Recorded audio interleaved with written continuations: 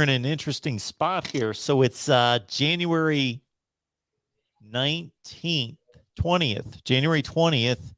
National Signing Day is the first Wednesday.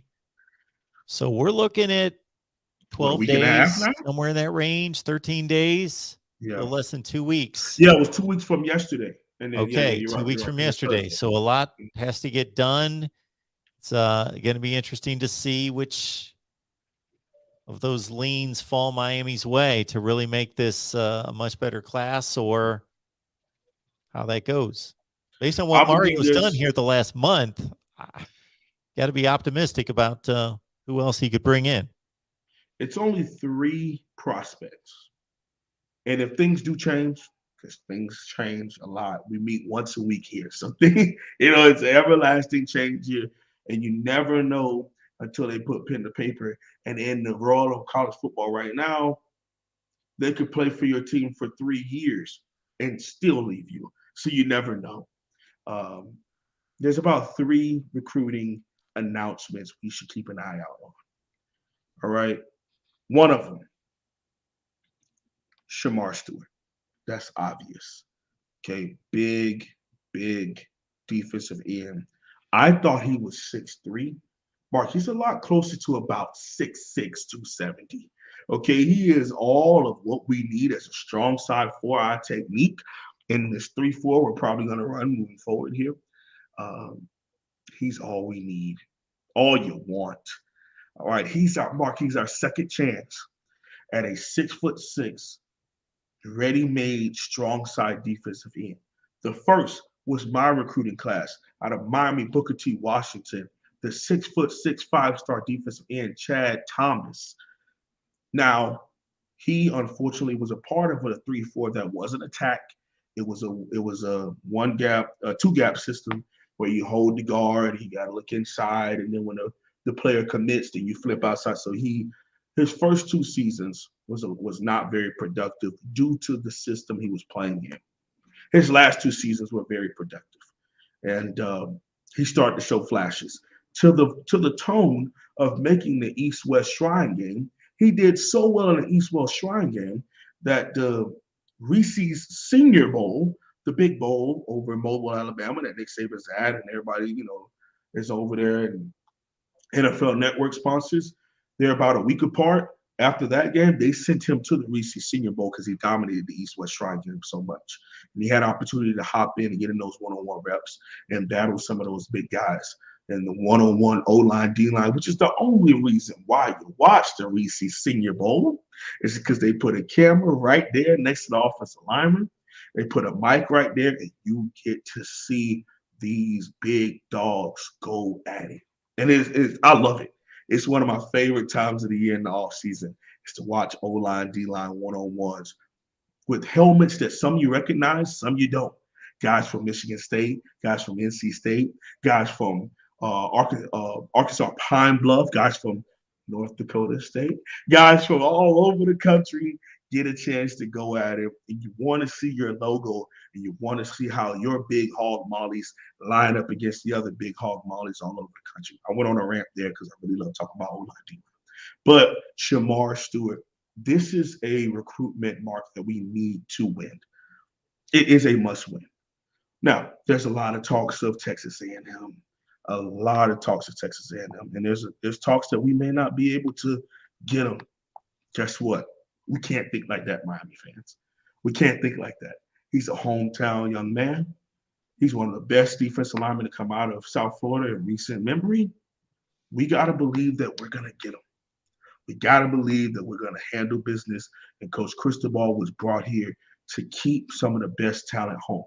He might lose, but I believe that this is one he went all in, Mark, to the point where he brought all the staff, because it's not a full staff, to Shamar Stewart's home at 12:01 because the dead period was over. And it was technically the next day. And they're all outside taking pictures, sitting with his family, speaking with his mother and father, speaking with his position coach, and trying to make sure that we are the pick.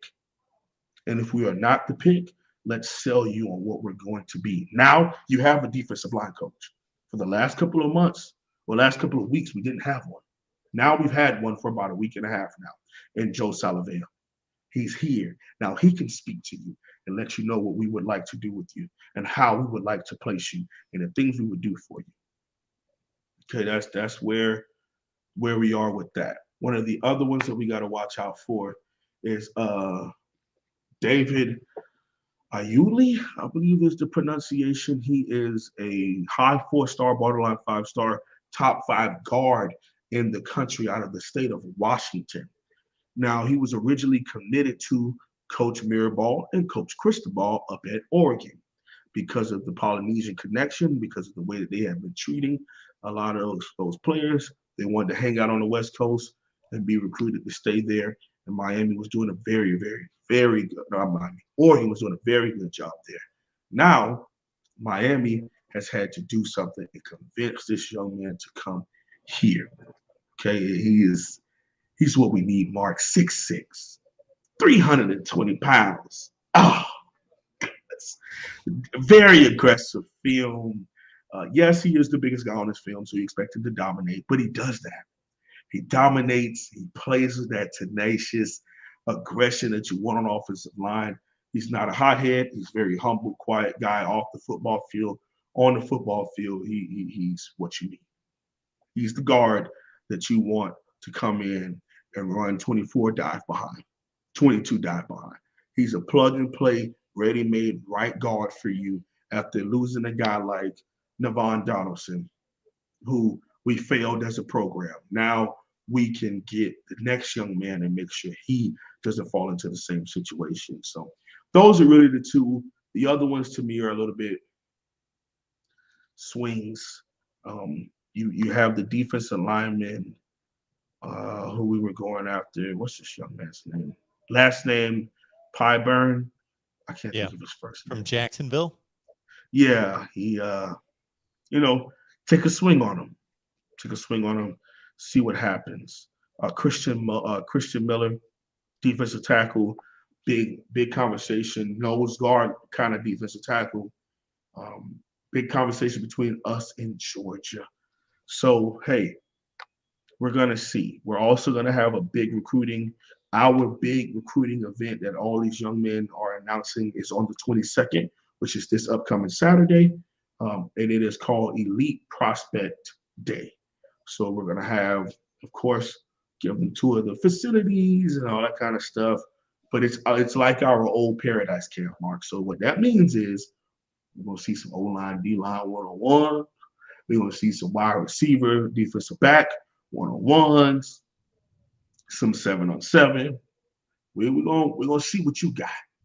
We're gonna see what you got, and some of the best talent, Mark, in college football will be there. And it's more about the 2023. We have some sprinkled 2022 in there, but we have 10, just 9 figures, 10, because I had a pen in my hand, 10 5-star prospects from the 2023 recruiting class confirmed to be there this upcoming Saturday. So we will have a chance, Mark, to get a nice jump and to get a nice conversation going with these parents, start to build a relationship with the parents and the prospect. Now, once we start playing football, that's different. But right now, we get a chance to do relationship building. We get a chance to show you who we are, where we're going to be as a program, and then have to go from all the talking to actually presenting it with results come the fall. But right now, we get a chance to talk. We get a chance to be smiles and hugs and throwing up the U together and being happy. In about 6 months, it'll be about playing ball again. But right now, we're doing it. We're doing a relationship building thing and kind of bridging the gaps, because this program has had a lot of gaps. This program has failed in some aspects.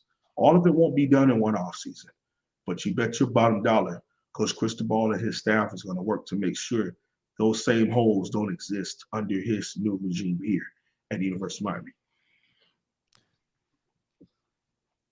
Henry Parrish in helping lead Ole Miss to a 10-3 season, Sugar Bowl appearance, 551 yards, 5.2 yards per carry, 3 touchdowns, 21 catches out of the backfield. So Our guy Tyson is asking, wholesome one, do you think with Parrish coming into the fold, we see more two-back sets to expose more advantages, like, say, a Jalen Knighton, Sard Smith, or Parrish in passing sets with Donald Chaney and Brown or Franklin power run? I love that. I do, because that's what we need. I've thought about having a split back set also, because two back is split back. He's not saying like I formation, two back and up back in a half or full and a half. I'm talking about having them split in the backfield. Especially with De'Aaron King, I thought it would make sense. I mean, if you go split back, you can give the dive to Cam, and then you can give the pitch to Knight. And I don't want to go down that road.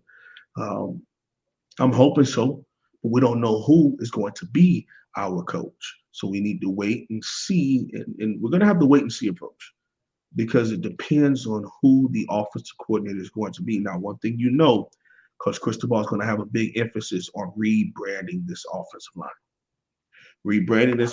line. So therefore we can run the football. Therefore we can pass the football. Therefore we can do play action. We do whatever we need when need be, because the one main thing we already have, quarterback. The second thing we need is an offensive line.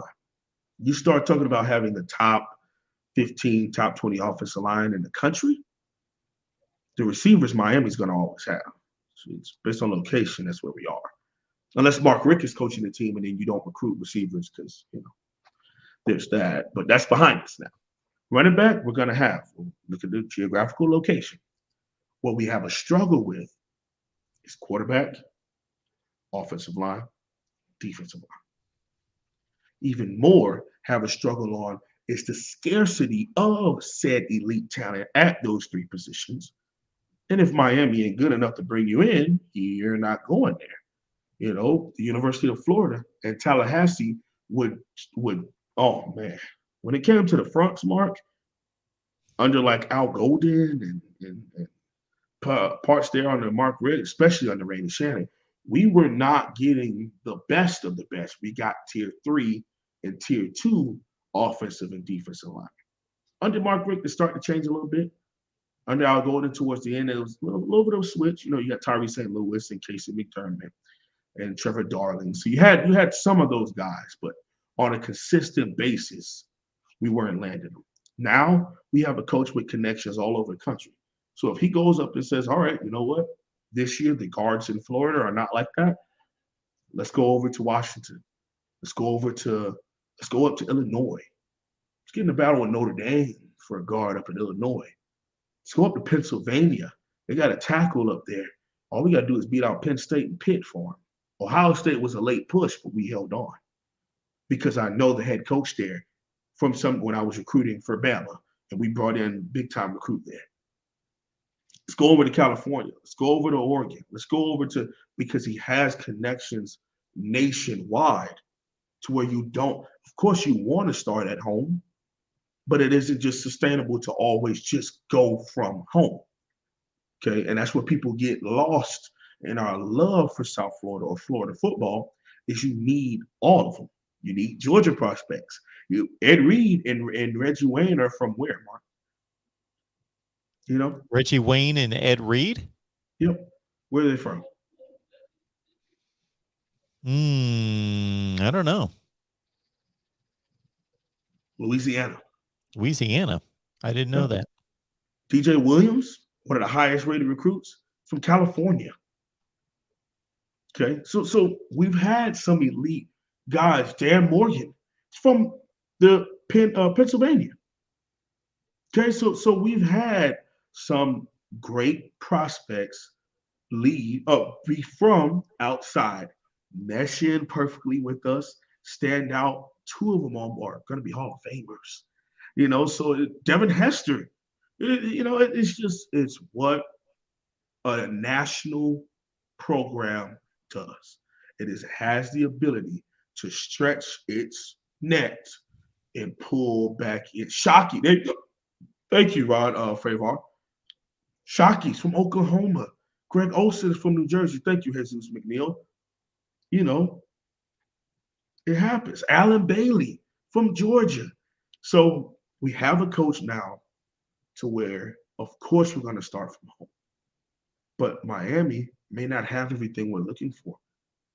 And even if they do, what stops us from getting the number one defensive tackle from Miami and getting the number one defensive tackle from Louisiana also? Why not? But now we have the mentality amongst the staff. We have the mentality amongst the players about competition, about work. Okay. It ain't like I said, if we keep the turnover chain, fine with me. But don't build your program around the prop. Don't make it the talk of the town where this is it. No. Don't build your program around uniforms. Don't do that. And of course, you want to have a championship program, but don't just make it about championships either. Because plenty of people at the highest success level will let you know that being externally motivated and result-based motivated is not the best thing. Because what happens when you finally achieve those things, you look like Clemson. Because the us against world mentality don't last long. Because eventually you're gonna be the guy, and now you're like, no, we're no longer the podunk Clemson. No, you're the number one team in the country, Clemson. And if you have a whole crowd and a whole team that's used to being the hunter, and now they're the hunted and they don't know how to handle it, it's going to take a whole shift to change the mindset. So the mindset has to be about putting in the work required, being highly prepared. And that's in all facets that you want to run a program. And of course, it sounds like coach speak. That's what I do. But it's true. It's true. If you compare the difference between, and you look at things that are sustainable, is that you don't need your favorite song to come on to go out there and play football at a high level. You don't need a championship belt to prove that you're the best fighter. It's because every time you get in that ring, the other guy, or if you're female, the other girl goes down. So yeah, they give you a prop. Yeah, here's your championship. You won. But it ain't just about that. It's about making sure every time I'm in here, I dominate my opponent. And if my opponent gets me, I shake their hand with respect. And I respect the game. I respect my opponent. We go back to the drawing board and we rebuild it. There it is.